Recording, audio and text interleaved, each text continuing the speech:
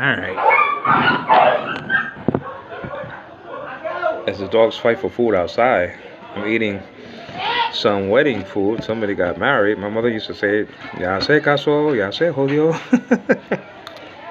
Thank you, Lord, for the food. So they have pork in here, rice, and mashed potato, and not mashed potato, but potato.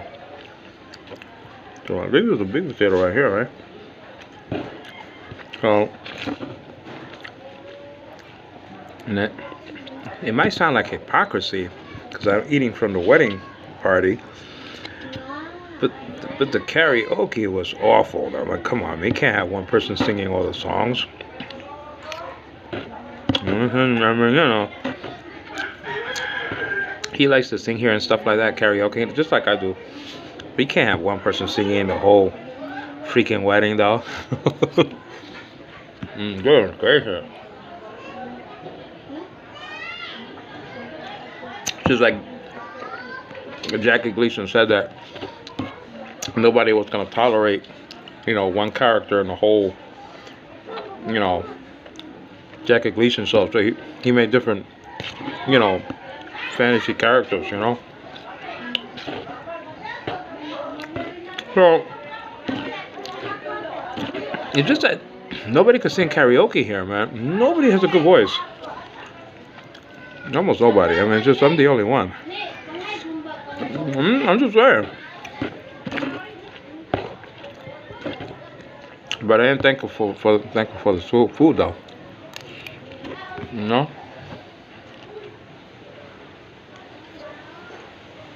Now the thing about Obed Burgers, if he marries Annalene though, which one is gonna take her home, Melvin, Michael, or Obed? No. It's not funny though, but I'm just saying. Annalene belongs to nobody. That's food for thought, no pun intended. But I remember my wedding with Riza. I think my wedding was not the wedding actually itself, but the pre-celebration and the celebration. It was much better. I mean, we had DJs, we had disco lights. The music was too loud though. The music was too loud. It was very loud in our pre-wedding celebration on the 13th of December. We got married on the 14th of December 2018. But the 13th was the celebration, and it was incredible. There was a lot more people, a lot more celebrative. It was in the nighttime. There was disco lights, like I said, flashing all over the joint. I mean, yeah, the music was loud. It was more of a party atmosphere. It's just this pre-wedding celebration last night, even now, it was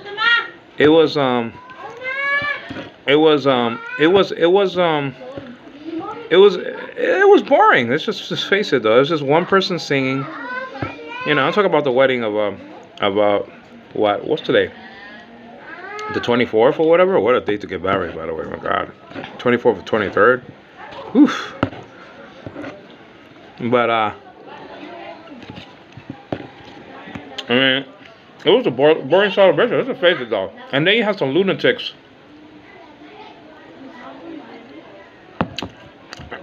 Around 11 o'clock in the night singing. They sang all the way to 12 o'clock. And there was a lunatic, you know, young people that was singing. They couldn't even sing a lick, including Kyle. Okay, I mean, can't sing for nothing. Kyle can't sing for nothing at all. My goodness gracious. I mean, Kyle couldn't sing if he was getting robbed at gunpoint. You know what I'm saying? He couldn't sing to save his life. And that's the deal. That's how bad Kyle is. But I do want to say congratulations to the man who got married.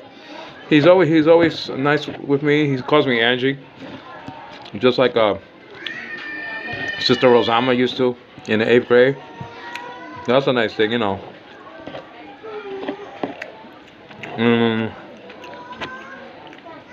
This is definitely potato here. which is good building blocks, a good building block for the human constitution. You know what I'm saying? No, that wasn't potato. That was rice. That was a block of rice. So.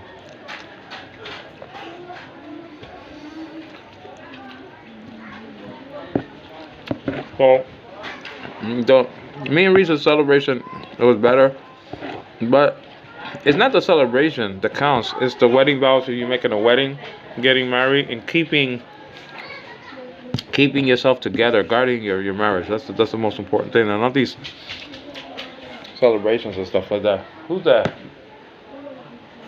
You know, it's not that. Believe me, because every wedding is every marriage is gonna have a storm, man. I should put it in the plural, storms. If you really love each other, you're gonna stay with it. If you don't, it's gonna break up eventually. I don't care. I don't care what celebration you have. You know, it doesn't make a difference. Oh no, I was talking about weddings and stuff. Now remember our wedding. And if you love each other, you're gonna stay in the marriage. And if you don't, you're gonna leave. You know, like that. You know. I was saying that I remember our celebration, comparing it with this one. You know, and I was saying, at least in our celebration, a lot of people were singing, or they had a lot of music. Over here, only one person was singing. Oh my God.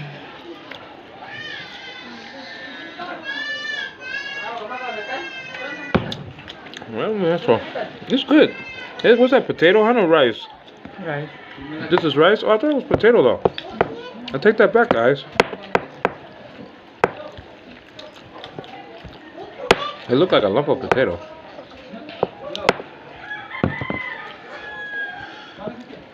What did we have in our wedding as a... Well, we had the cake when we came back. I didn't have that much cake, you know that? I don't remember eating a wedding cake that much. A little piece and that's it. Yeah. But we had a lot of nice gifts, though. I mean, you know, we had, let me see, the rice cooker. Yeah. Which we don't have. and then the it's like a jug, glass jug. You know. And then the cups, and then wipes. And then wipes. Like everybody, a married couple always needs wipes. I'll tell you that.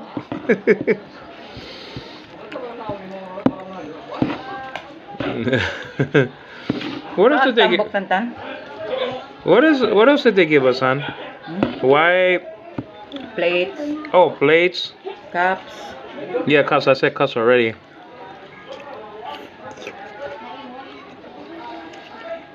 Money, I think. Yeah. I think somebody gave us $100. Yeah.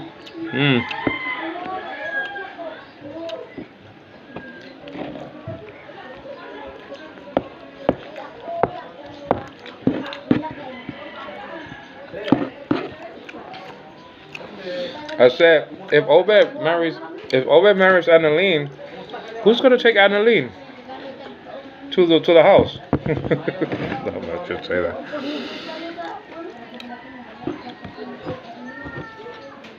No comment. No comment, guys, but I already made my comment. This is good.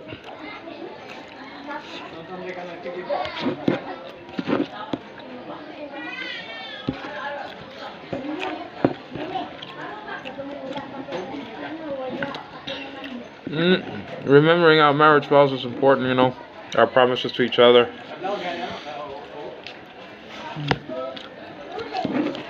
And looking at the videos is good too. That's all.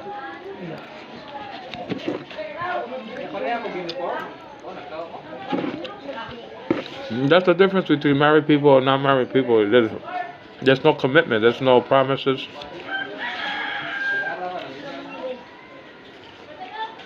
That's why I kind of cringe and I laugh when people say, And people say my husband, or people say my wife, and they're not even married yet. You know, it's not your husband. That's a boyfriend. It's not your wife. That's just a girlfriend. That's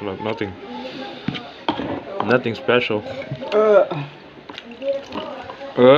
My God.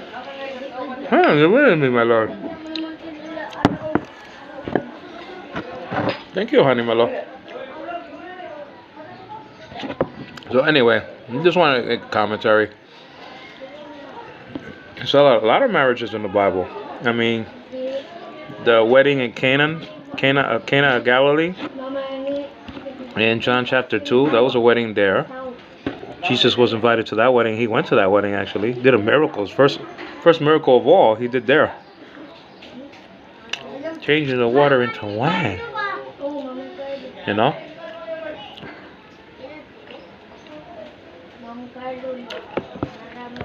And then you have the Psalm of the wedding, Psalm 45. That's a wedding psalm right there.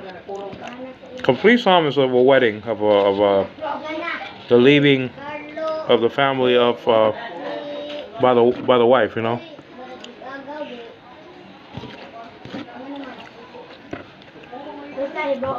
Genesis chapter 2 verse 24. Therefore the man shall leave his wife. Will leave his wife. Should leave the mother and father. Man, I'm getting them divorced already. Leave the father and the mother and cling to his own wife, or whatever it says. The pleasures of marriage is written and recorded in the Song of Solomon, all 8 chapters.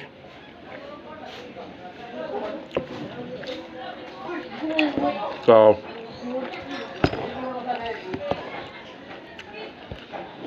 of course, there was a commandment by God for Hosea to get married. I wonder if he wanted to. I understand.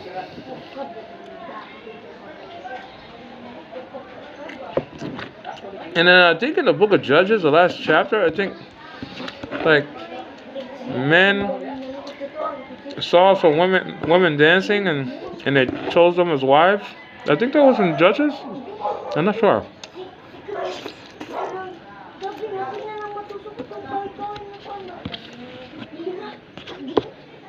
Well,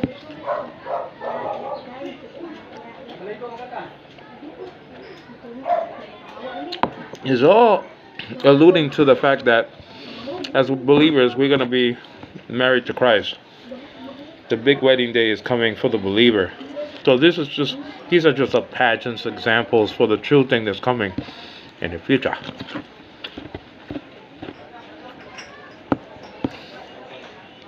You know?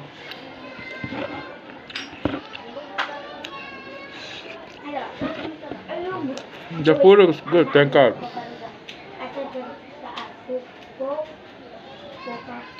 But that's truly an example of the consummation of between the Lord and the believer, you know. So in the marriage,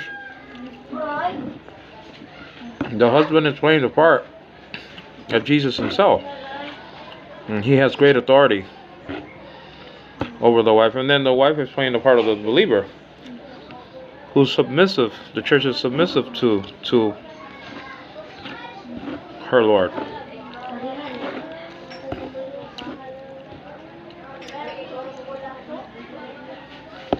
So that's, everybody knows their role.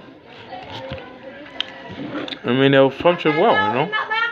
And also, somebody said that the marriage is like a trinity between the God of Israel and the husband and the wife, you know. Trichotomy, if you will, a trinity in a sense. Of 3. Not to include God in the marriage because it's doomed to fail. And even if it doesn't fail, if it lasts, then you're not glorifying God in the marriage, though. You know what I'm saying? But again, the music, not that the music was hideous. It was a good selection, but it's just people just can't sing. But it's fun to try to sing and karaoke stuff like that. It's okay. But I'm just commentary. Can't sing a lick. That's very. Uh-huh. But anyway, it's all in fun. And though I didn't go outside a lot, I'm a house guy, you know. I wasn't feeling that well either today and yesterday, so I didn't feel like going out too much. I took the baby outside to the wedding party yesterday because she was crying a lot in the house, and then she calmed down outside. But that's about it. Excuse me, guys. So that's my commentary on marriage, and it takes two to make a marriage successful. You know, it takes love to keep it there. You need a strong foundation, the Bible, God. That's the foundation of a marriage. True foundation.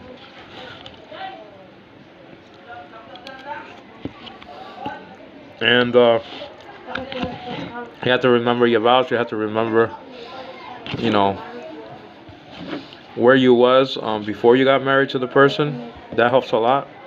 I think humility is another thing. Communication is the key. Without communication, man, you have nothing in a marriage.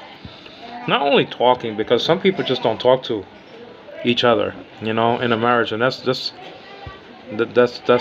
really unfortunate, you know. I mean, it's people with their cell phones at the kitchen table and stuff like that, and we do it sometimes too. I mean, you know, nowadays, you know, people are so busy with their cell phones instead of talking to each other and stuff like that, whether it be on the bed or at the table or, you know. I mean, wherever you go, there's a cell phone in somebody's face, you know what I'm saying? So, you have to remember that maybe the other person is lonely. Just because you're married doesn't mean you don't feel lonely. That's a misconception. Sometimes you feel lonely, sometimes you feel like you want to talk to somebody, you know? And, really. Sometimes you just want to reach out and tell the person next to you, can you talk to me, you know? So sometimes it really, sometimes, you know, being in a marriage, it's not the end of sadness, you know what I mean? It's just the beginning of woes. It really is. Sometimes, you know. Shouldn't be like that. You know? There's so much more. There's a family to think about also. If you have a family, you have to prepare for their future also. For your future, if you're building a home like we did, or like we're doing little by little, you know, think of we have a little store in the house that helps out. But if you have something to say to your spouse, say it. You know, communicate. That's the most important thing, I think, is communication. The study of the Bible and prayer. You know, also church gathering, which is very important. People don't have that. But communication, talking to one another. That's why I don't think that a person should get married to somebody that physically they can't speak to. Like if the English is so poor, you know, should you really marry that person? I don't know. I don't think so. You know. I mean, if you're an English speaking person and you're contemplating on marrying somebody that doesn't even know English, I mean at all though. I mean at all. So how are you gonna work out your problems? You know? Well, you gonna hire an interpreter? Rather let her be your maid.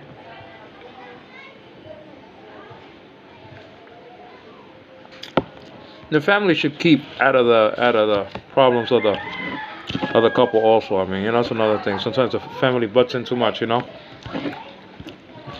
And you know, I think respect, honesty, sharing, you know, those are all good things to have in a marriage. You know, communication, respect, humility, honesty, sacrifice, and much more can keep a marriage together if everybody's willing. Take care, guys.